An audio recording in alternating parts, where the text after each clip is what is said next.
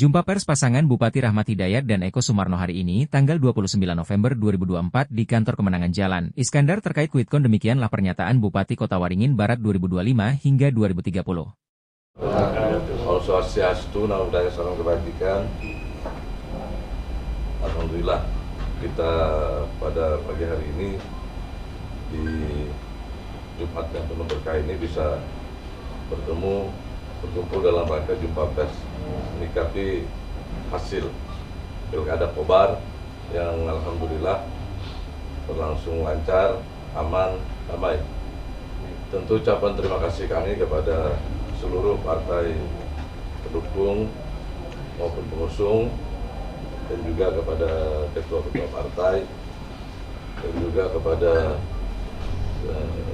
ketua tim, dan juga seluruh relawan yang menurut hemat kami bekerja sangat luar biasa.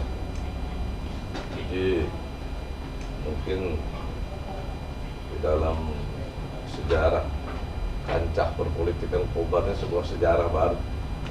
Di kurun waktu kami efektif dari September, Oktober, November, memulai sosialisasi secara perlahan, dan kami juga dari Pak Eko juga merasa bersyukur sudah melakukan kampanye kurang lebih 117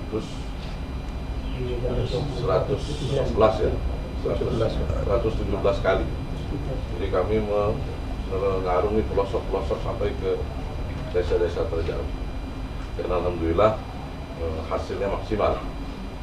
Jadi dalam hal ini sebenarnya adalah kerja tim yang sangat luar biasa.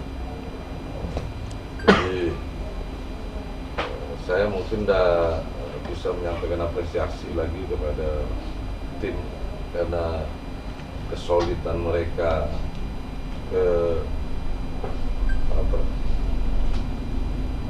kecerdasan mereka dalam melakukan pergerakan, dan yang pasti yang menjadi nilai poin kita Pak Eko ya, bahwa semangat perubahan yang kita gaungkan kemarin sepertinya gayung bersambut. Tapi untuk hasil mungkin secara resmi kita menunggu KPU dulu, karena yang pasti kita sudah sepakat bahwa KPU lah sebenarnya sebagai pemutus terakhir siapa yang muncul sebagai pemenang. Jadi kalau ada quickcount yang beredar itu hak masing-masing. Cuma di putusan terakhir yang kita sepakati berdasarkan undang-undang adalah putusan KPU.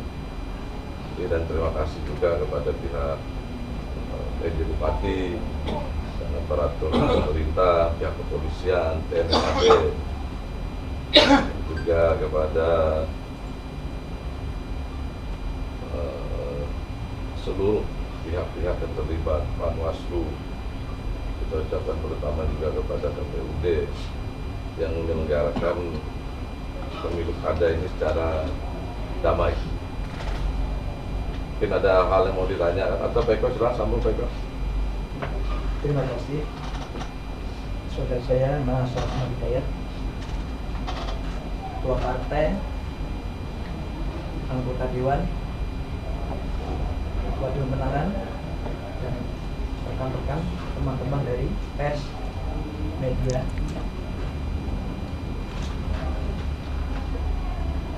Apa yang dikatakan oleh saudara saya Mas Rahmat Hidayat itu betul-betul makna yang luar biasa dalam kancah demokrasi.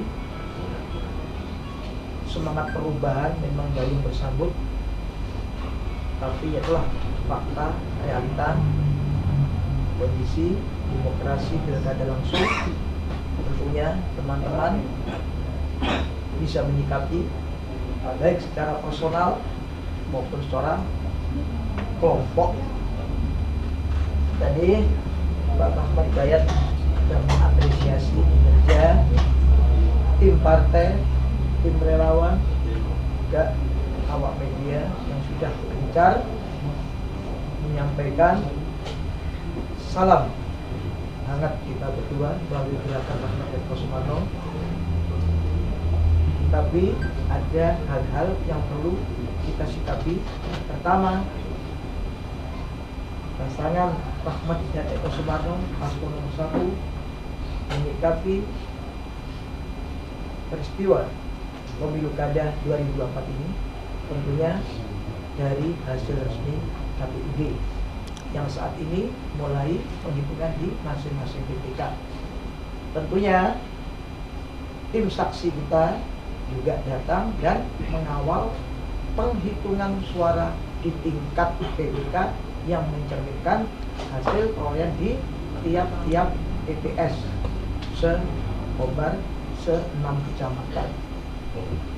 Manakala ada hal-hal atau temuan di dalam rekap, tentunya tidak akan adu argumentasi dalamnya, tapi tetap dalam koridor sesuai dengan aturan.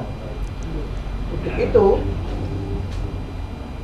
ketika keputusan sudah diambil, baik pleno PPK yang menjadi dasar pleno KPUD, itulah mungkin yang akan dijadikan dasar pasangan Rahmat dan Eko Sumarno untuk melakukan langkah-langkah baik sikap politis maupun sikap hukum. Karena bagaimanapun juga kita juga tidak boleh gegabah, karena sebagaimana sudah kita sampaikan bahwa kedua pasangan calon ini atau paslon 1 dan 2 ini adalah orang-orang yang berlatar belakang hukum.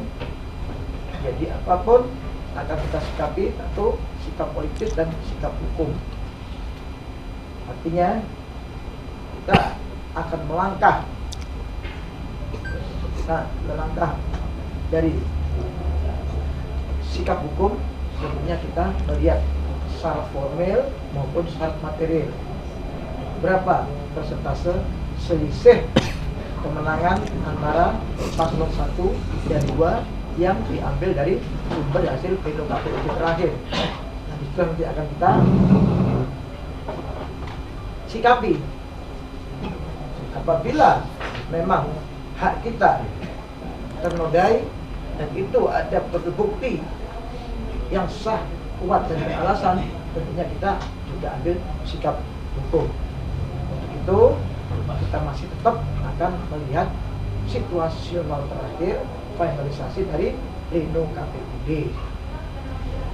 Nah, sekali lagi istilah nanti Pak Rahmat Hidayat, saya dan tim hukum dan tim partai yang merupakan pilar-pilar pemenangan pasangan pilpres ini sekali lagi akan mengambil sikap dan menentukan arah bagaimana harus kita putuskan.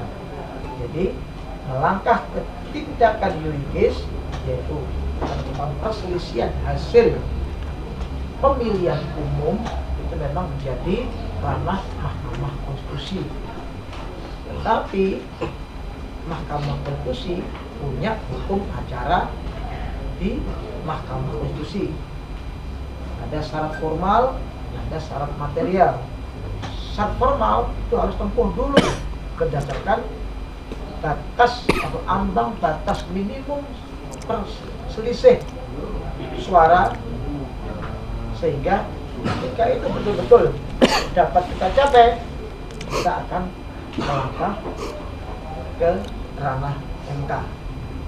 Tetapi kalau kita dalam kenyataannya tidak bisa memenuhi ambang batas minimum sebagai syarat formal untuk maju ke MK, kita pun tentunya saya dengan Mas Rahmat Hidayat dan teman-teman akan berhitung juga. Berhitungnya ini yang nggak ngawur, yang nggak memenuhi syarat. Kalau kita ngawur mau maju apapun diterima deh, ya. Diterima, pendaftaran diterima, diregistrasi.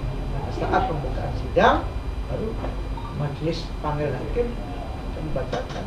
Ketika kita tidak memenuhi syarat diterima, itu diputus untuk diolah. Bukan perbuatan sia-sia. Saya dan Mas Roni adalah orang hukum. Ya, jadi bisa diambil kesimpulan tetap nanti kita akan press release yang kedua untuk menyikapi hasil pleno di KPUD. Saya kira begitu ya, Bapak Ibu sekalian. Mudah-mudahan demokrasi ke depan kita jadi lebih baik, lebih berkualitas. Memang kita lihat faktanya, silahkan teman-teman media untuk mengambil sikap personal maupun kelompok.